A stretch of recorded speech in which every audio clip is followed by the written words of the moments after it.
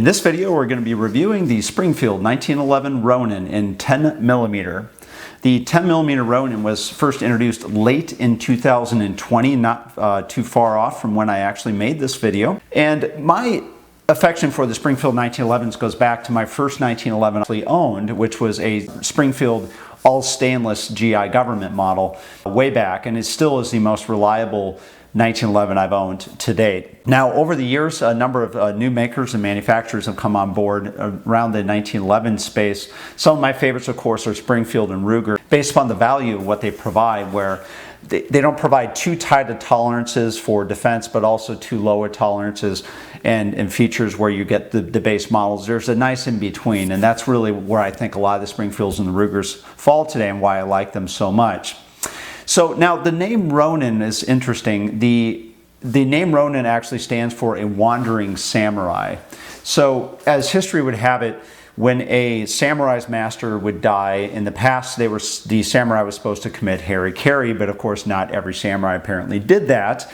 And so when a samurai became masterless or without land, they became known as a Ronin. So that's where the name Ronin came about. I'm not sure exactly how it was applied to this pistol, but it's kind of a cool trivia piece either way. It is a 10mm. So as we've talked about before in many of the videos I've done, the 10mm is a nice compromise between the heavy and slower 45 ACP and then the lighter and faster 9mm. And one of the nice things about the Ronin when I took it out is I did a test of over 300 rounds with some of the most popular rounds that I like to shoot, including the Underwood and other basic target rounds. And I found it to be 100% reliable, which is not always the case with 10mm 1911s, even the really good quality ones as well. They tend to be a little finicky. And so I was really pleased with the performance that I got out of the Ronin from my initial testing.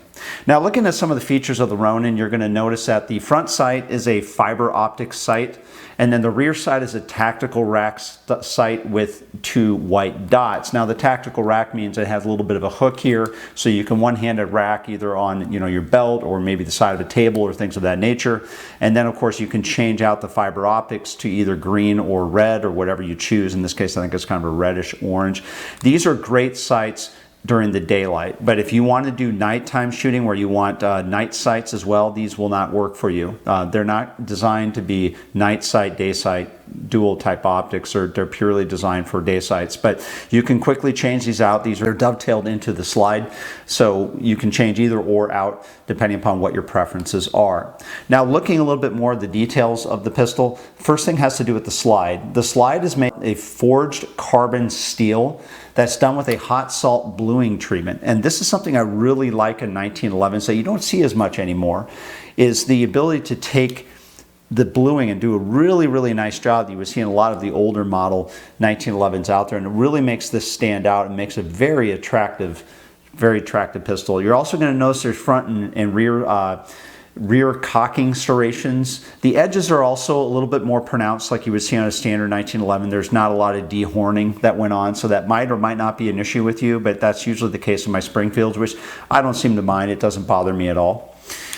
It also comes with a match grade stainless steel barrel.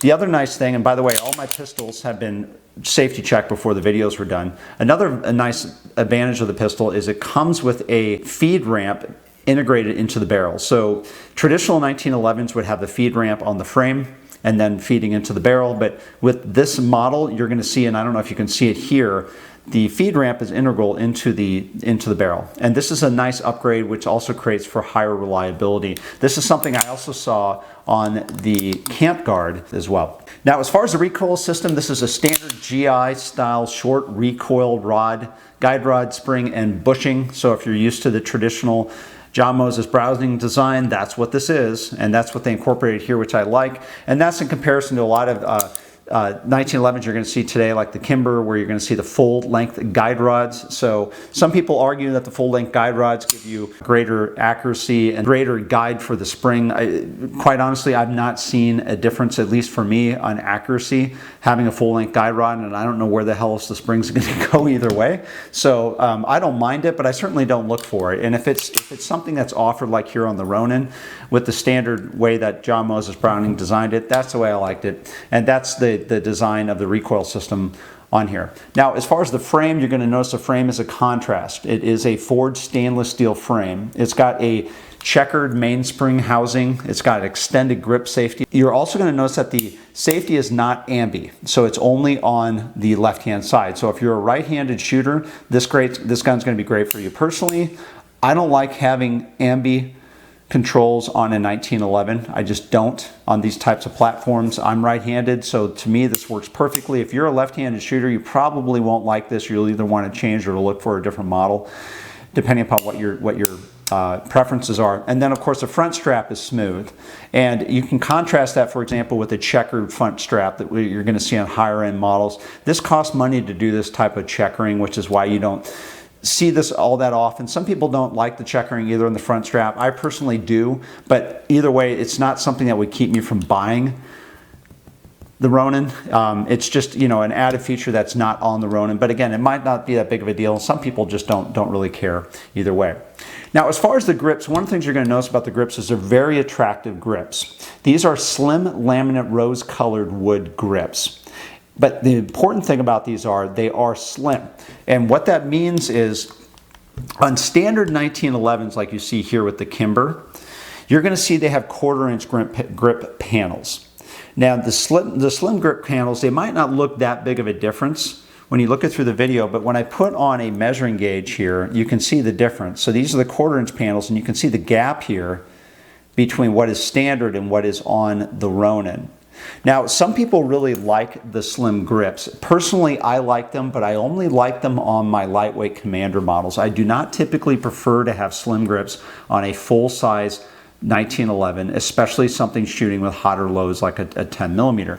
You're also going to notice not only are they thicker, they're just a little bit larger, right? So one of the decisions that Springfield made when they came out with the Ronin is they put these slim grips on here, and they are thinner than the 1/4-inch grips. Now, you might pick this up initially and say, hey, I like this, it feels really good, but once you shoot about 50 to 300 rounds of Underwood ammo through here, you might be thinking differently a little bit. I have standard size hands, so for me personally, I don't like the slim grips on the full-size models because I get a little bit more horizontal drift when I shoot, as opposed to the best grip that I get, which is the 1/4-inch panels, especially these rubber panels I have in my Kimber. I just tend to have better control and better performance out of this size grip. So that's one of the things that you might have to consider when you buy the Ronin, is whether or not these slim grips actually work well for you, as opposed to whether or not you should have the standard 1/4-inch grips. Now, there's a whole cottage industry out there of grip manufacturers that make them. Like, these are some of my favorites. These are the Ed Brown 1/4-inch grips. And you can, with the double diamonds, you can easily buy these, you know, or any other types of grips to put on the pistol. That's up to you. One of the things you'll need to do when you buy these is understand that the screws used for the thinner grips tend to be shorter than the standard screws you would use on a 1/4-inch grip. So if you're going to buy aftermarket grips, make sure you get the standard size screws as well. And I'll link to these below, so if you decide that you want to change out your grips, you can do that. A final note on this, you know, these are beautiful grips and I hate to change them out. But one of the things, and I'll get to this in a moment with my shooting performance of this, is I did see a little bit of horizontal drift I normally don't see with 1911s. Which is why I don't shoot slim grips on a 1911 full size. So that's just me personally. I hate to change them out. Quite honestly, I hate the fact I even have rubber grips on a 1911. Most people would say, hey, you know what, it's a 1911, have beautiful grips on them. I agree.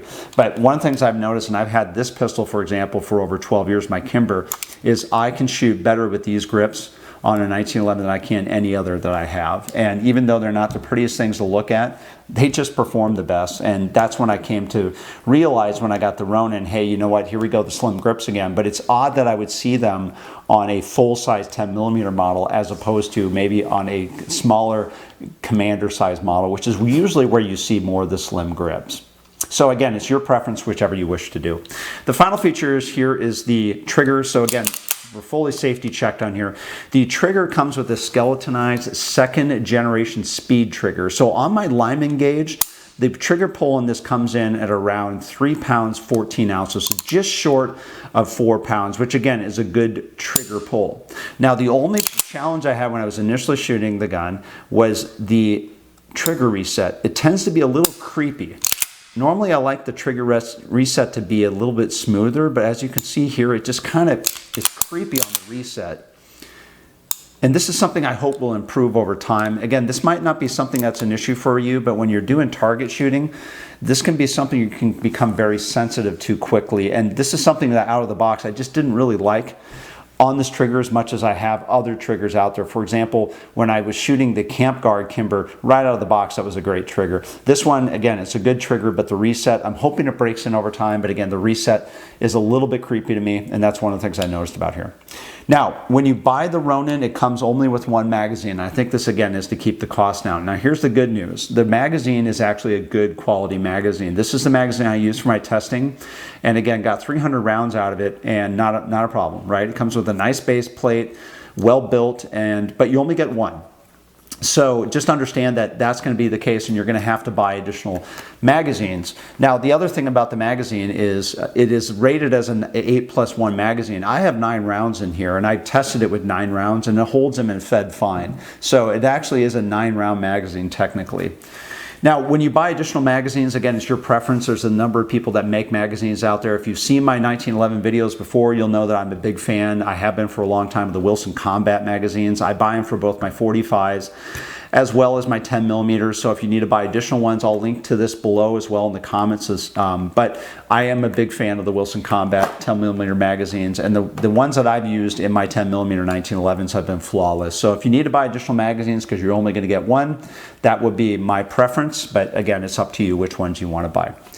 Now, as far as weight, how does the Ronin come in? For example, let's compare that to a standard 1911. So the Ronin comes in at 2 pounds, 4.5 ounces. So if I compare that, for example, to my Kimber, it comes in at 2 pounds, 3 ounces. So only 1.5 ounces more. And then if I compare this, for example, to a Glock 20, it comes in at 1 pound, 12 ounces. Now, when you look at these loaded, so a Glock 20 with fully loaded with 15 rounds comes in at 2 pounds, 8 ounces. And then compare that to a fully loaded Ronin with 9 rounds comes in at 2 pounds, 12 ounces. So it's a little bit more in weight. It has a lower round count, obviously, because it's a single stack magazine, but that's the give and take with the differences between the two weight-wise. Now, as far as accuracy is concerned, here are the initial groups that I shot out of the Springfield Ronin. Now, granted, I was using very hot loads. They might have been a little bit tighter initially, but I was shooting the 200 grain underwood ammo loads. I went full bore on this. And at 30 feet, this is the groupings I got, and at 70 feet, this was the grouping I got. And this goes back to my comments earlier about the type of grips that I prefer on a 1911. When I shoot groups like this, I tend to have a little bit of horizontal drift. And that's because since the panels are slim, I have a harder time controlling the horizontal ride of the pistol. And that's what I saw here as well with the Springfield. So again, it's your call. Now, when I compare this, for example, to a previous video I did, which I linked to below on the Kimber Camp Guard. So at 30 feet, this was the group I did out of the Camp Guard. Very similar, again, a little bit tighter for the Camp Guard. And then at 70 feet, again, a little bit tighter with the Camp Guard, but again, I think a lot of it had to do with the trigger as well as the grips, right? The Camp Guard came with full 1/4 inch panels. Again, this is slim panels, which I think is why I'm seeing this. So one of the upgrades I'll probably make to the pistol moving forward to tighten my groups up is to put on the 1/4 inch panels as I discussed earlier. Now, as far as competition, what other alternatives are there on the market to the Ronin? So there's a lot of competitors out there today, including Colt, Ruger, Rock Island, Kimber Camp Guard, as I mentioned earlier. I have a link below to the previous review I just recently did on the Camp Guard. The Camp Guard actually is an excellent pistol except for one thing. I'm not a fan of Cerakote finishes, or what they call a Kimpro finish. So the Kimpro is a two-tone finish they use on the Kimber model. Even after a couple times I went and shot the gun, I already started seeing scratches and chips in the Cerakoting. That doesn't, in my opinion, belong on a 1911. It's just my opinion. But if I'm going to buy a 1911, I want to have either a flat matte finish, I want to have a blued finish, or a stainless. I don't want to have painting on the pistol. And that's the one thing about the Camp Guard that I didn't like, other than I loved all the other features about it. I just did not like the finish that Kimber was using on there. So, and that's of course not going to be a problem you're going to have with the Ronin. Now, as far as utility, who would want to buy this? These are obviously great since it's 10mm for four-legged predator, outdoor personal protection, deer hunting, or backup when you're on hunting trips, or just people that generally love to shoot 1911s but want a little bit more power than a 45 ACP, especially when you're outdoors. That's where the Ronin comes in, and that's where the real value of this is here. So what are some of the upgrades I would make or potentially suggest moving forward if you're looking to potentially buy a Ronin? One is, as I mentioned earlier, the grips. I'm not going to spend any more time on this other than indicating that I will likely change out the grips just because I personally feel like the Ronin should be offered with full quarter panel grips. Again, aftermarket stuff, easy to do, but again, that's something I think should have been standard on the gun.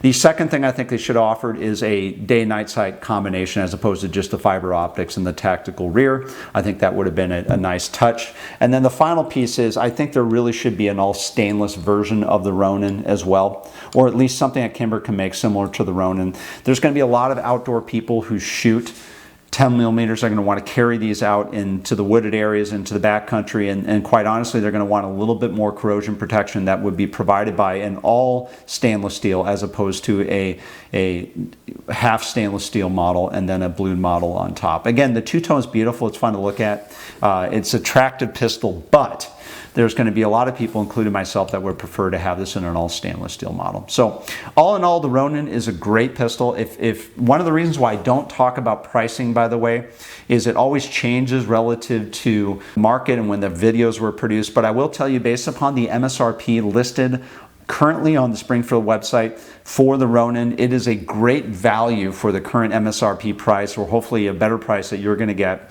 It really is great. High quality, great finishes, something that would hand me down. It looks beautiful, it shoots well, highly reliable, and again, with maybe a couple potential upgrades, or if you like all the features that exist today, the Ronin really is a great option. And if you like 1911s and like 10mm, this really might be a home run for you. So I hope you like this video. If you like this video or like this channel, please subscribe on YouTube, and thanks for watching.